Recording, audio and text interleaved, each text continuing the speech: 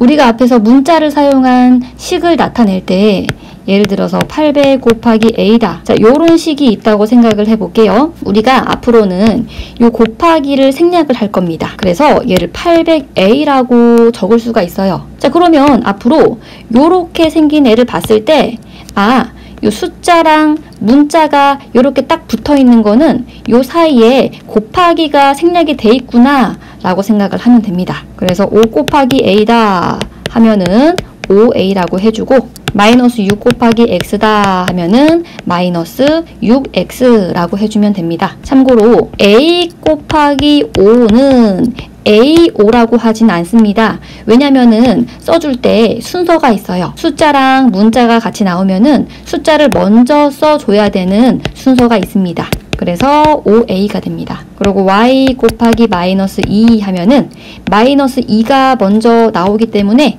마이너스 2y다 이렇게 합니다. 그리고 알파벳끼리 이렇게 곱할 때도 곱하기가 생략이 돼서 abc라고 합니다.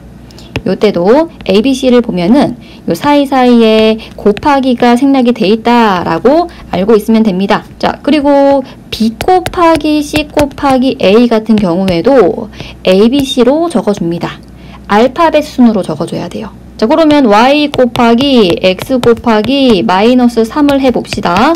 그럼 숫자가 먼저 나오고 알파벳은 알파벳 순으로 이렇게 적어주면 되는 겁니다. 자, 참고로 1 곱하기 x다 라고 하면은 1x다 라고 하진 않고요. 1은 생략이 가능합니다. 그래서 얘는 그냥 x다 라고 합니다. 자, 그래서 문자 앞에 숫자가 없는 경우에는 진짜로 없는 게 아니라 앞에 1이 생략이 돼 있다 라고 생각을 하면 됩니다. 지금 여기 앞에도 1이 생략이 돼 있습니다. 자, 그러면은 x 곱하기 마이너스 1 곱하기 y는 요때도 마이너스 1xy라고 하지 않고요.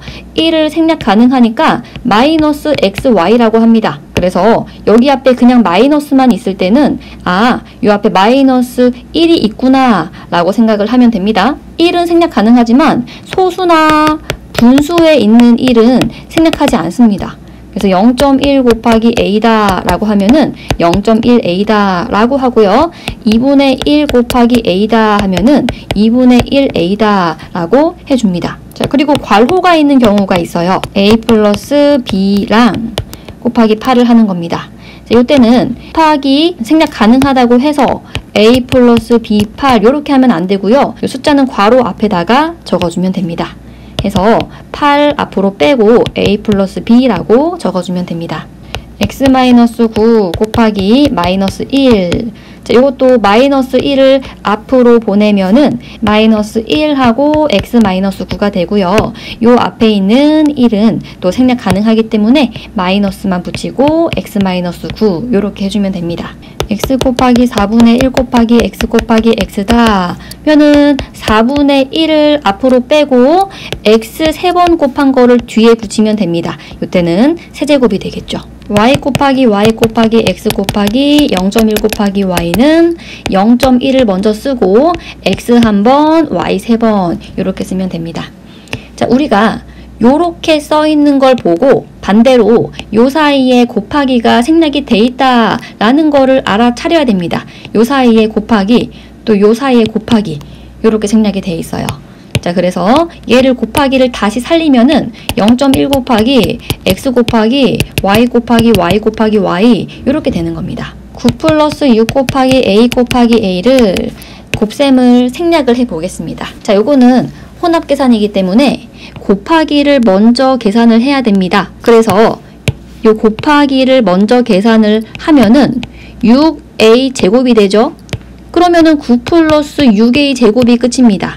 요 더하기는 더 이상 생략할 수 없기 때문에 요게 끝입니다. 마이너스 3 곱하기 a 마이너스 b 곱하기 1이다. 자, 요때도 요 곱하기를 먼저 할 것이고 뒤에 있는 곱하기를 먼저 하겠죠. 그러면 앞에 있는 곱하기는 마이너스 3a가 되고 뒤에 있는 곱하기는 1b가 아니라 그냥 b가 되겠죠. 1은 생략 가능하니까. 그래서 마이너스 3a 마이너스 b가 됩니다. 요게 최대한 간단히 만든 겁니다. 빼기는 더 이상 생략이 안 되기 때문에 요게 가장 간단히 만든 겁니다. 곱셈 기호를 생략하는 모든 경우에 대해서 다 했습니다. 자, 다음 시간에는 나눗셈 기호를 생략하는 방법에 대해서 설명을 해줄게요.